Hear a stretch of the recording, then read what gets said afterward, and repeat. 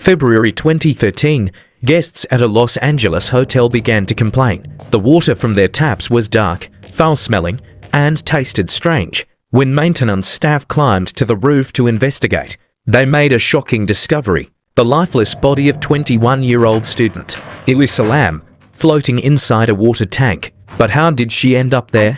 And why would anyone be inside those tanks in the first place?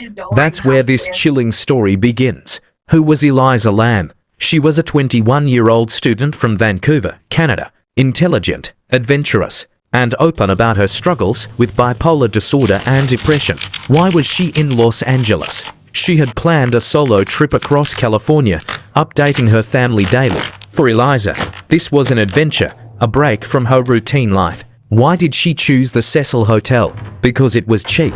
But here's the problem. The Cecil wasn't just any hotel. Once glamorous, it had fallen into darkness. Suicides, murders, and even serial killers had passed through its halls. Was it safe? Many would say no. But for Elisa, it was simply a stopover on her journey. On January 31st, Elisa was supposed to check out. But what happened that day? She vanished. No call to her parents, no trace of her belongings leaving the hotel. Why didn't anyone notice sooner? Because in a place like the Cecil, disappearances weren't unusual. Guests came and went, sometimes never seen again. Then came the video. But why did it matter so much? Because the elevator footage was the last known sighting of Elisa alive. What do we see in the video? Elisa stepping in and out, pressing multiple buttons, hiding against the wall, peering outside, and making strange, almost desperate hand gestures. Why didn't the elevator doors close?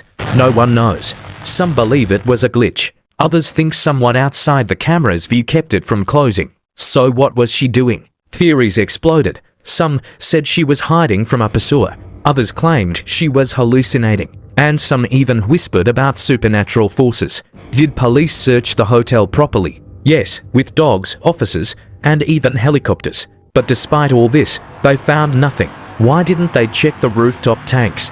Because they were sealed, difficult to access, and no one imagined a person could end up there on their own. On February 19th, after guests complained of strange-tasting water, a maintenance worker climbed up. What did he find?